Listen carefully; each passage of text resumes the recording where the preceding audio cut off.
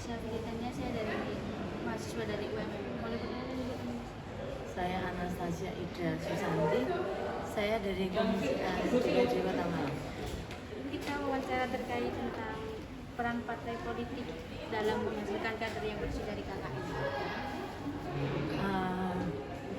Ya, KKN itu sudah gimana ya? Kalau kita mau ngomong kita lahir pun sudah berjalan. Tapi kan kita tidak bisa membiarkan itu terjadi terus menerus. Ya, kita untuk supaya ya mencegah KKN itu tidak berkembang dan berlanjut.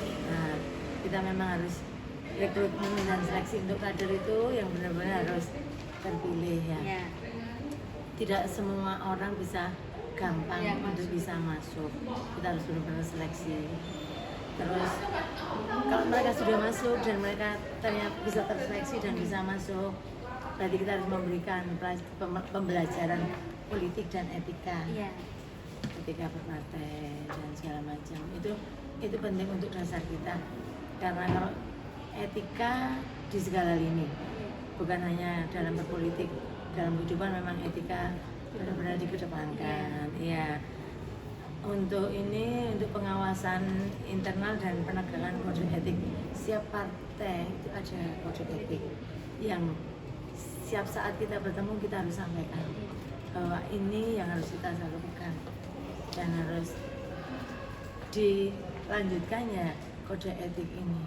Kita tidak bisa merubah itu, tetapi bukan berarti kita mengagungkan itu, tidak, tetapi kita harus, kalau kita kereta itu relnya lah, relnya dalam kita bertindak dan mengambil keputusan. Terus untuk dari ini semua pasti dalam partai juga akan mencalonkan kadernya untuk bisa menjadi pemimpin yang berkualitas. Dasarnya apa ya? Dasarnya yang tadi ya, etika berpolitik, peran serta mereka di masyarakat itu akan tercermin ya dari etika politik, itu tercermin. Kita pegang kode etik partai itu juga akan tercermin dari tindakan kita. Pasti semua partai mempunyai kode etik yang baik. Tidak ada yang kode etik itu pasti akan baik itu semua. Dari itu semua memang harapannya bisa mengkerucut, kita juga punya pemimpin kan juga kiriman dari partai, pencalonannya dari partai. Apapun itu, jadi pemimpin pasti juga kita menghendaki yang terbaik.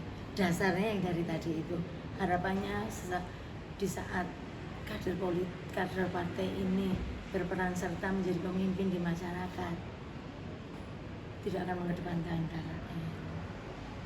KKN, kalau saya melihat sih KKN itu bisa negatif dan positif, tapi banyaknya memang negatif, ya.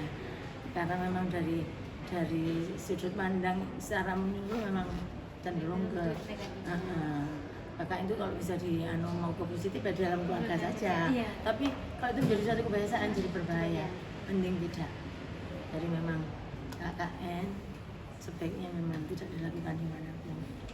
Jadi kalau jadi kader itu menjadi pemimpin, ya sebaiknya tidak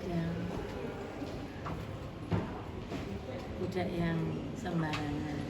Pasti kalau dasar dari partai sudah baik, insya Allah kedepannya juga menjadi akan lebih baik. Pasti yang dikirim dari partai itu adalah pemimpin teladan. Ya. Mungkin itu garis bawahnya bahwa harus berantas. KKN tidak boleh ada dimanapun karena efeknya pasti negatif. Selanjutnya, apa saja kriteria yang harus dipenuhi oleh calon kader untuk memastikan integritas dan komitmen mereka terhadap anti KKN? Jadi kalau di setiap partai kan memang punya kriteria masing-masing. Yang pasti mereka manusia Pancasila, ya kan? Itu dasar dari semua itu sudah itu. Kalau kita di Indonesia ya memang dasarnya itu, karena dari sila-sila itu sudah mencakup semua kehidupan kita. Itu kriteria utama. Kalau semua saya rasa sama seperti itu. Kalau masalah untuk materi tidak ada. Yang pasti memang dia bisa menjadi teladan. Kalau kader kita untuk seleksinya memang tidak gampang. Dalam perjalanan baru kita akan ketahui. Kalau orang seorang akan memasuki suatu partai, pasti dia akan mengedepankan yang terbaik dalam dirinya. Itu memang sudah jadi satu poin. Tapi kalau untuk saya ya mereka harus Pancasila. Pasti itulah. Dari 5 sila itu sudah menyakup semuanya. Secara manusia, secara ketuhanan itu ada semua di sana.